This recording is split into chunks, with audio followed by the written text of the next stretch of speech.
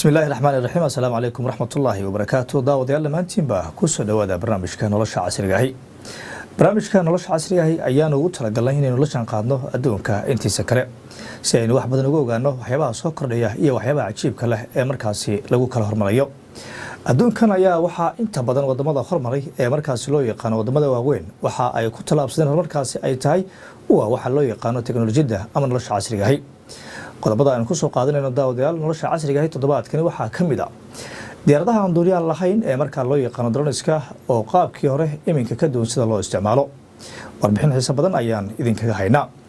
waxaan kala soo qaadan doonaa mobilka iPhone-ka haddii uu dabka ka dhaco si markaasi qaab dhaqso leh oo dabka kugu buuxsamo iyo waliba adigoo isticmaalaya gaarigaaga inaad markaasi telefoonkaasi gacanta lagu qaato uu noqonayo mid dabkiisu uu dhamaystirmi karo.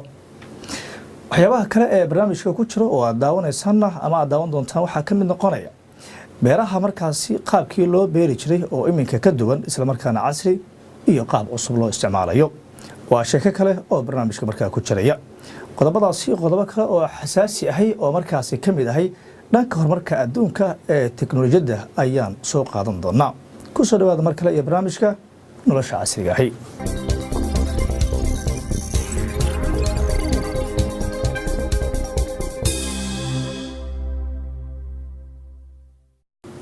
waa hagaag markaan ku soo dhawaada barnaamijka nolosha casriga ah. iminka ayaan halkii ka sii ambaqaadaya qodobka ugu horeeya ee barnaamijka ayaan soo qabanaya kaasi oo noqonaya diyaaradaha markaasi aan duuliyaha lahayn ee loo yaqaan droniska ayaa iminka qaabkii hore ee loo isticmaali jiray iminka ka yara duwan. waxaa iminka adduunka markaasi uu noqonaya kuwa lagu tartamayo dhanka markaasi teknolojiyada loo yaqaano laakiin waxyaabihii ugu xiisaha badnaa ee nolosha casriga aynu toddobaadkan u soo xulnay ayaa noqonaya diyaaradaha aan duuliyaha lahayn ee droniska loo yaqaano. haddii aad maqli jirto un diyaaradahaasi loo isticmaali jiray qaab basaasnimo iyo waxyaabo kale oo markaasi dhanka dagaalka ku aadan iminka sheekadu ay ka yara duwan tahay. haddaba aynu daawanno muuqaal aynu arrinkaasi ka diyaarinay oo aan halkan idinkugu soo bandhigayno. wax kasta oo indhahagu qabanayaan sax ma aha. wax kasta oo duulaya oo muuqaal shimbir lehna ma aha nucneedu inuu yahay shimbir xaqiiq ah. waxaa laga yaabaa inuu yahay waxa ay samaysay shirkadda Clearfly Solution kaasoo u muuqanaya qacda hore aad isha ku dhufatay inuu yahay shimbir duulaya. waxay isku xil saartay shirkadda Clearfly Solution oo ay waqti ku bixisay inay samayso nooc ka mid ah droniska laga hago remote-ka kaasoo u eg muuqaal ahaan shimbir. waxayna u bixisay diyaaradeeda aan duuliyaha lahayn ama sancadeeda cusub magaca Robert. ma aha diyaarad loogu talagalay in ay qaado badeeco ama ay wax sawirto.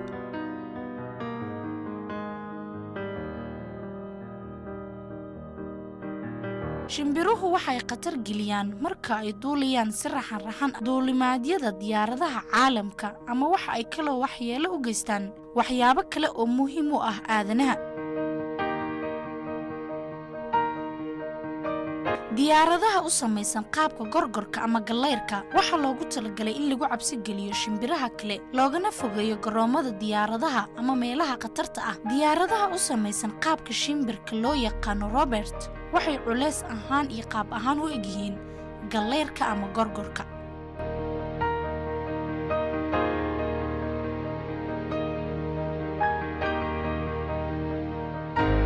shirkadda Clearfly Solution waxa ay leedahay laba nooc oo diyaaradahaasi Robertka ah. ka koobaadi waxa uu samaysan yahay sida galeyrka waxaana loogu talagalay inuu eriyo shimbiraha culayskoodu dhan yahay ilaa 3 kilogram. halka midka kale uu samaysan yahay sida gorgorka waxaana loogu talagalay inuu caydsado cabsi geliyana dhammaan shimbiraha kuwooda yaryar hadday ahaan lahaayeen amaba kuwooda waaweyn. muddo marka la sii wado hawshan diyaaradaha Robertka laguna duuliyo goobaha loogu talagalay sida garoomada diyaaradaha wuxuu arrinkaasi keensan karaa in shimbiruhu ay ka cabsadaan inay yimaadaan goobahaasi isla markaasna ay bedeshaan duulistooda goobo kale oo uusan ka dhaweyn Robertku. tiknoolajiyadu waxay isku dayaysaa isla markaana ay ku dadaalaysaa inay xal u hesho mashaakilaadkana soo wajahayo iyo in ay khatarta naga fogeyso iyada oo loo isticmaalayo tiknoolajiyada caqliga iyo fikirka wanaagsan uu aasaaska u yahay laakiin arrinkaasi wuxuu dhib ku yahay noole kale oo ay ugu horeeyaan shimbiruhu maadaama ay tahay noloshu wax isku xiran isla markaasna noolaha kale ama shimbiraha aan laga maarmin waxaan u baahnaan karnaa inaan mar kale la curiyo tiknoolajiyad dib u soo celisa shimbiraha halkoodii isla markaasna duulistoodana dib u soo celisa siday hore u ahayd oo kale sida aynu ka daawano telefishinada ama aynu ka aqrisano wargeysyada waxyaabo badan ayaa markaasi lagu soo korinaya adduunka taasoo qayb ka noqonaysa tiknoolajiyada casriga ee iminka lagu talaabsaday waxaana dadka qaarkii markaa ay isweydiinayaan inay wax badan ay ku ogaadaan waxyaabaha soo baxaya ninka loo yaqaano Eric Oscarlay oo ah ku-xigeenka madaxa horumarinta ee shirkadda Google ayaa iclaamiyay in shirkaddu ay soo saari doonto inta uusan dhammaan sanadkan modelkii labaad ee mobilada shirkaddaasi ay soo saarto ee loo yaqaano Pixel inta uu ku darayaa in ay Google ay soo saari doonto sanad walba mid ka mid ah mobilada smartphone-ka ee ay shirkaddu soo saarto kaloo Eric uu beeniyay in qiimaha mobilada Pixel ee cusub uu noqon doono mid dhexdhexaad ah oo intii hore ka jaban waxaana uu cadeynayaa in shirkaddu ay soo saari doonto mobilo tayo leh qiimahooduna uu noqon doono sidii kuwii hore ee ay shirkaddu soo saartay kaloo uu jira buu leeyahay in shirkaddu ay soo saari doonto mobilada Pixel kuwaas oo ku shaqeynaya barnaamijka loo yaqaano Android isla markaasna ay noqon doonaan kuwa la tartami doona mobilada iPhone-ka ee loo yaqaano Apple dhanka kale shirkadda loo yaqaano Samsung ayaa waxay sheegtay in markaasi ay si wanaagsan u soo saartay mobilkeeda loo yaqaano Galaxy S8 kaasoo markaasi noqday mid markaa ka duwan kii hore ee ay shirkaddu soo saartay ee 7 shirkaddu ayaa tilmaamaysa in markaasi aana halkaan ka imaan doonin qaladaadkii waaweynaa iyo waliba cilladii ku soo baxay noocii ka horeeyay ee markaasi Galaxy S7 ugu dambeyntiina website-ka loo yaqaano Macramris ayaa waxaa lagu sheegaya in shirkadda Apple ay soo saari doonto dhowaan modelkeedii ugu dambeeyay ee ah kombiyuutarka fidsan ama markaasi iPad-ka ah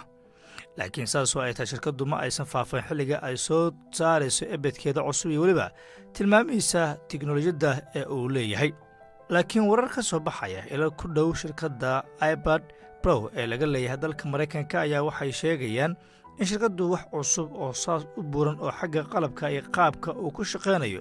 inaysan ku soo kordhin shirkaddu iyadoo ay u badan tahay in kaliya dhanka kaamirada ee iPad-keedii ugu dambeeyay ay soo saari doonto wax yar oo dib u habeyn oo markaa ka duwan kuwii hore oo shirkaddu ay soo saartay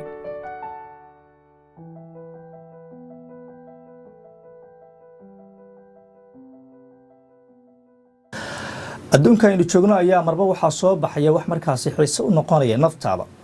iminka haddii aad haysato mobilka gacanta ee loo yaqaano smartphone-ka habka uu markaasi dabka kaaga dhacayo ee aad culayska ku qabi jirtay waa ay ka yara duwan tahay qalab casri ah ayaa la soo saaray kaas oo kuu fududeynayo in mobilkaaga smartphone-ka uu markiiba dabka uu qaadanayo wadamada inta badan laga isticmaalo mobilkaasi oo ku yaala wadamada qaaradda Yurub iyo Ameerika ayaa iminka waxa dadka halkaasi ku dhaqan ay soo dhaweynayaan isticmaalka qaabka smartphone-ka ee loo dabeesto marar badan ayaa waxay dhacday in mobilkaasi smartphone-ka loo yaqaano in badan uu markaasi culays weyn uu ka saarnaa dhanka markaasi jaajarka ama waxa loo yaqaano in dabka uu si aad ah u buuxsamo dadka shaqooyinka aada iyo kuwa kale ee dhalinta ayaa isticmaalka mobilkaasi oo u badan ayaa cabasho waxay ka muujin jireen in markaasi mobilkaasi dabka uu dhaqso u dhici jiray laakiin qalab casri ah oo gaarigaaga iyo meelaha kale ee xafiisyada aad ka shaqeyso aad dhigan karto ayaa la idin sameeyay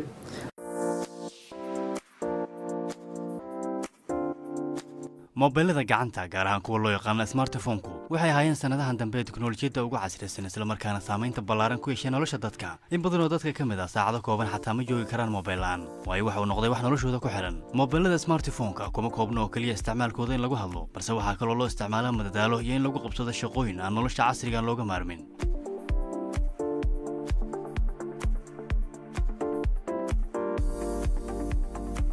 mobilkaada marka uu dublaan ka noqdo waxaad dareemaysaa inaad weysay wax weyn oo aad muhiim kuugu ah waayo waxa uu noqday mobilka casrigan aan ku noolnahay mid muhiim ah oo aan looga maarmin xiriirka aad la leedahay bulshada caalamka shirkadda Samsung ayaa waxay soo ikhtiracday qalab cusub oo lagu charge garanayo mobilka qalabkaas oo aan u baahnayn fiilo ama charger xiriiriya isaga iyo mobilka laakiin qalabkaasi ma uusan daboolin baahidii loo qabay sidii ay ugu wacnayd waayo qofka wata mobilku wuxuu ku qasban yahay inuu awgeero ama ag fadhiyo qalabka wax lagu charge garanayo waayo qalabkaasi wuxuu u baahan yahay qudhiisu inuu ku xiriirsan yahay korontada ama inuu isagu charger sii qaato horumarka tiknoolajiyadu waa istaba joog waayo waxaa dhawaan la soo saaray qalab aad ku jaajgaraysan karto mobilkaaga smartphone-ka. qalabkaasi uma baahna wax fiila ama jaajar inaad ku xiriiriso mobilkaaga, isla markaana wuxuu qalabkaasi fursad kuu siinayaa inaad ku dhaqdhaqaaqdo si xorriyad ay ku jirto iyadoo mobilkaagana uu dabaysmayo amaba uu jaajgaraysmayo. qalabkan waxaa soo saartay shirkadda la yidhaahdo Young Tech. qalabkan u samaysan sida kubadda waxaa loo yaqaanaa motherbox, wuxuuna kuu dabaynayaa mobilkaaga smartphone-ka adigoo aan ku xiriirin fiilada jaajarka. waxaad u baahan tahay in aad ku xiriiriso qalabka la socda jihaaska ama qalabka sida kubadda u samaysan ee loo yaqaano motherbox. qalabkaas oo u samaysan sida mobilada ayaad ku xiriirinaysaa USB-da. waxaad ku xidhaysaa motherbox-ka adigoo isticmaalaya nidaamka Bluetooth-ka. taasi waxay kuu sahlaysaa inaad la socon karto iyadoo uusan mobilkaagu kaa noqonaynin bilaadab. qalabka loo yaqaano motherbox waxaa loo isticmaali karaa kuwa ku shaqeeya applicationada kale ah Android iyo weliba iOS, wuxuuna siinayaa mobilkaaga jaajar awoodiisa ay gaarayso 20 ilaa 10 kilowatt. taasina waxay ku xiran tahay hadba inta uu jiro mobilkaagu qalabka motherbox-ka. motherbox wuxuuna soo gaari doonaa dhammaadka sanadkan. intaas waxaa ka soo horreeya oo ah sanadkan gudihiisa waxaa la sii isticmaali karayaa qalabka Koita oo isna qalab wax lagu jaajgareeyo. qalabka loo yaqaano Koita waxaa lagu jaajgareyn karaa qalabyada kala duwan. Koita wuxuu dab ama jaajar siin karayaa mar qura 30 shay ama qalab sida mobilada, kombiyuutarka iyo waxyaabo kale. wuxuuna wax ka jaajgareyn karaa masaafo u jirta 9 mitir. qalabka wax jaajgareeya Koita markaad isticmaalayso waxaad adeegsan kartaa kaarka yar ee Beacom-ka adigoo gelinaya waxa aad doonaysid inaad jaajgareyso, dabka aad rabtid, inta uu leeyahay iyo weliba sida aad u rabtid. waxaad ku gudbin karaysaa barnaamij khaas ah oo elektarooniga.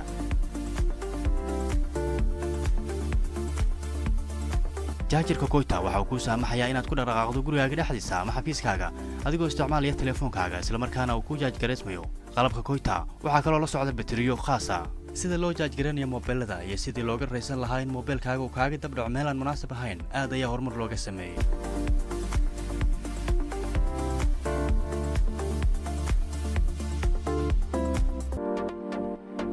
bal waxaad saadaalisaa haddaba teknoolajiyadda oo sii horumarta iyo qalabka cusub ee la soo saari doono mustaqbalka sida uu noqon lahaa iyo sida uu u shaqayn doonaba. maxaa kuu soo bixin lahaa ama aad sawiran lahayd?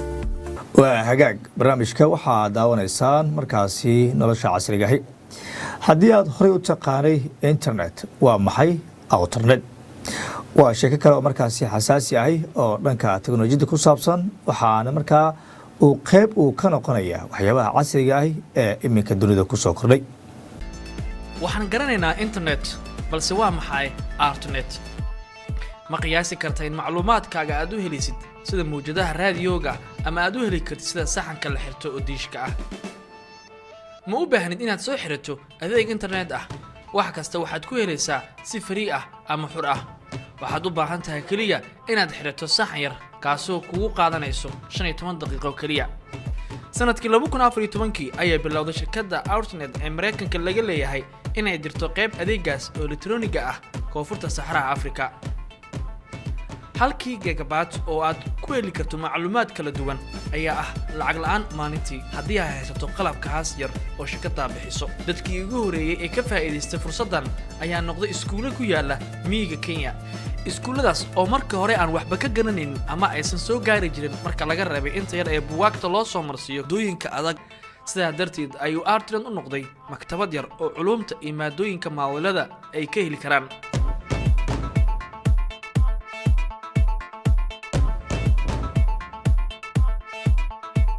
ilaa iyo markaas mudane Kariim ayaa ahaa isaga iyo kooxdiisii kuwii hormariyay Outernet fikradiisii si ay markaas u gaarto ilaa iyo xitaa qofka safar ku jira mana u baahan inuu joogo markaas meel diish u dhow ama saxan. isagoo kaashanaya shirkadda hawada ee UK ayaa waxa uu sameeyay dayax gacmeedyo yar kuwaas oo soo tabinaya isagoo isticmaalaya qalab yar oo la eg mobilka ama tooshka, kaasoo aad duursadaada ama jeebkaaga aad ku ridan karto.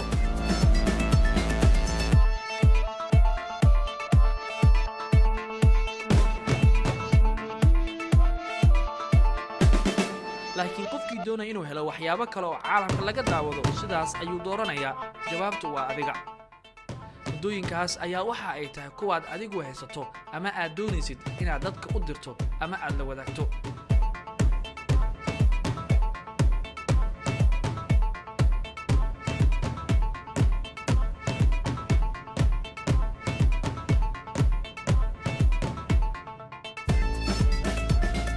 Outernet ayaa ah mid ka duwan shirkadaha google iyo facebooka iyo kuwa kaloo badan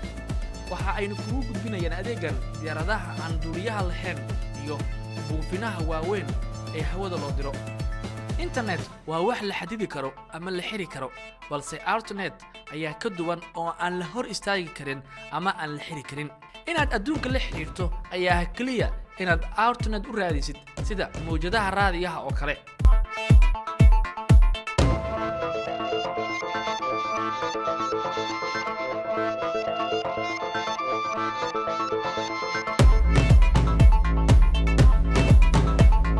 waxaa internet haysan 4.3 bilyan oo dhigmata 35.5% dadka caalamka ku nool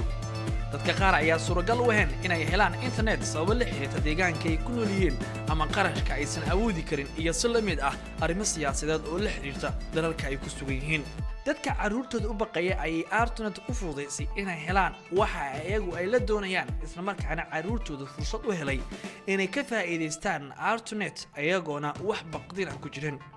waxa laga yaabaa inaad awoodi weyso in qaab muuqaal ahaan ah kula sheekaysato saaxiibada sida Skype-ka ama Messenger-ka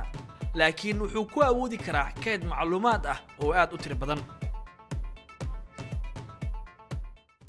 inagoo markaas isla soo gaarnay gunaanadka barnaamijka nolosha casriga ah ayaan ugu dambeyntii waxaan soo qabanaya tiknoolajiyada adduunka ayaa iminka waxa ay sameysay in heer wanaagsan ay ka gaarto qaabka beerashada dhirta ee markaas lagu beerayo meelo ka tirsan adduunka aynu joogno dhirta ayaa inta badan sida aynu ka warayno waxaa kaliya lagu beeri jiray dhulka laakiin iminka xaalku waa uu ka yara duwan yahay oo waxaad arkaysaa dhir lagu beerayo darbiyada iyo meelo kale markaasi adiga ku xiiso gelinaya haddaba aynu eegno warbixin ku saabsan arrinkani oo aan sameynay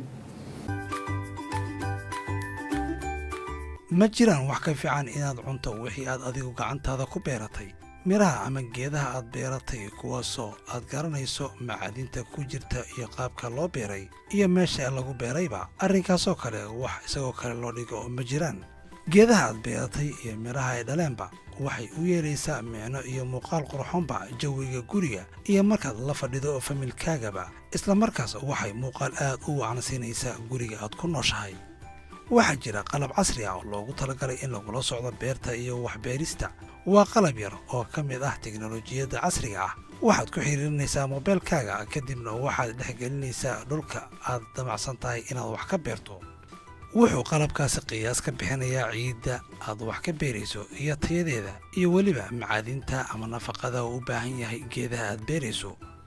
wuxuu kaloo kuu soo gudbinayaa ciidda wax lagu beerayo iyo inta uu gaarsiisan yahay qoyaankeeda iyo haddii ay qallalan tahay iyo haddii kaleba iyo weliba wuxuu ku qiyaasayaa inta ay geeduhu oo ka qaateen ama ka soo gaaray iftiinka qorraxda iyo heerkulka meeshaas inta uu marayaba qalabka waxyaabaha uu kugu soo gudbinayo moobilkaaga intaas kuma koobna ee waxa uu kaloo si wanaagsan kuugu soo gudbinayaa jadwal ay ku cad yihiin magacyada iyo tirada dhirta ay ku habboon tahay in lagu beero goobtaas wuxuu sidoo kale kuu sheegayaa xilliyada ay tahay in la beero geedahaasi iyo inta ay ku baxayaan iyo wakhtiga uu ku beegan yahay gurashada miraha ay dhali doonaan macluumaadkaas oo dhan wuxuu qalabkaasi kuugu soo gudbinayaa moobilkaaga si maalinla ah waxyaabaha kale ee kugu soo gudbinayo jihaaskan waxaa ka mid ah aafooyinka laga yaabo in ay soo wajahaan beertaada isagoo fursad kuu siinaya inaad ka gaashaamato wax kasta oo dhib u keeni kara habsami u bixidda dhirta aad halkaasi ku beertay waxyaabaha kale ee soo jiidashada leh ee uu leeyahay qalabkaasi waxaa ka mid ah isagoo qorshaynaya hadba biyaha ay dhirtu u baahan tahay iyo wakhtiyada ay tahay in biyo lagu shubo meel walba ayaa wax lagu beeri karaa hadday ahaan lahayd dibadda guriga amaba gudihiisa hadday ahaan lahayd dhul siman ama hadday ahaan lahayd darbiyada guriga biyaha dhexdooda amase xataa hawada waxaa laga yaabaa in aad isweydiisaan siday ku dhici karaan waxaa soo idin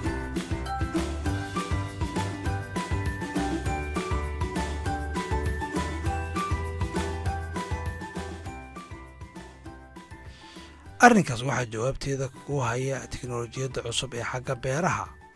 flaking plan ee vertical green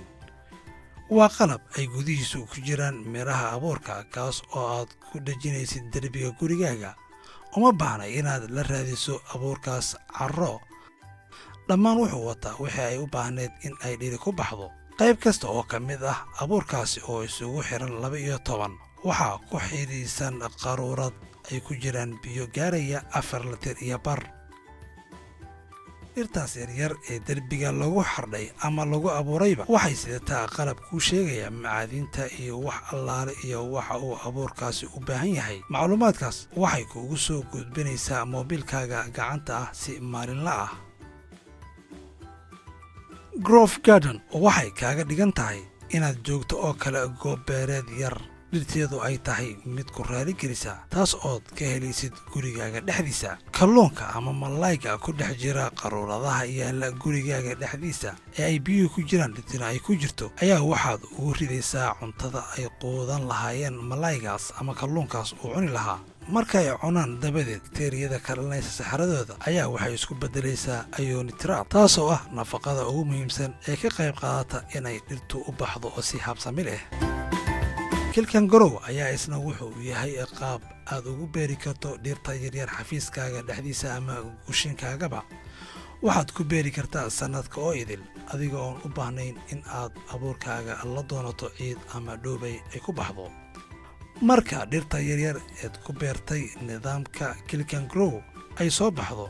ama ay weynaato, waxaad u soo wareejin kartaa ood ku tallaali kartaa ciid dabiici ah.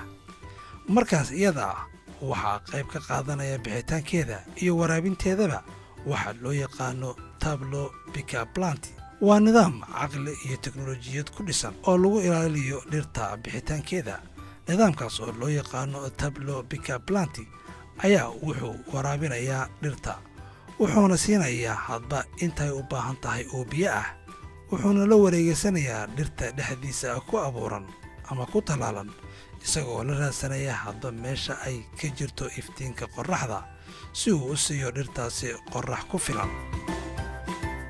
laakiin maxaad samaynaysaa haddii uu yahay qolkaagu amaba guriga gudihiisu mid mugdi ah? waxaa arrinkaasi kaa qabtiraya qalab loo yaqaano Lucy. qalabkaasi shaqadiisu waxay tahay inuu kaydiyo iftiinka qorraxda dabadeedna uu soo gudbiyo gurigaaga ama qolkaaga dhexdiisa. uma baahna qalabkaasi loo yaqaano Lucy inaad jaajar garayso, waayo wuxuu isticmaalayaa oo jaajar ahaan u isticmaalayaa iftiinka uu ka helay qorraxda. taas ayaa waxay u noqonaysaa tabar iyo awood uu ku shaqeeyo. in wax la beero waa wax aad u qurux badan, weliba haddii aysan waxaad beerayso aysan kaaga baahnayn ciid aad ku abuurto oo ay ka dhex baxdo, sida geedaha loo yaqaano talania. hawada ayaa ku filan iyo waxoogaa biyo ah oo lagu rusheeyo. sidaad u aragtaa inaad beerato dhirta dusha?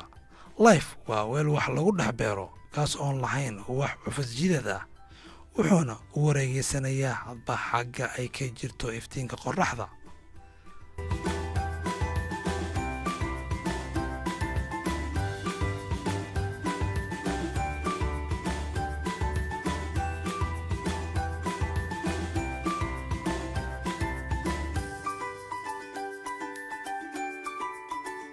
qalabyadaas idil aan soo sheegnay ee teknolojiyadda casriga ah kama hor istaagayaan adigii ubadkaagaba inaad wax beerataan ama aad barataan habka wax loo beero, balse waxay nagu soo kordhinayaan cilmi iyo teknolojiyad casri ah oo xagga beeraha ah, taas oo sare u qaadi doonta uun wax beerista iyo bilicda gurigaaga iyo goobta aad joogtaba.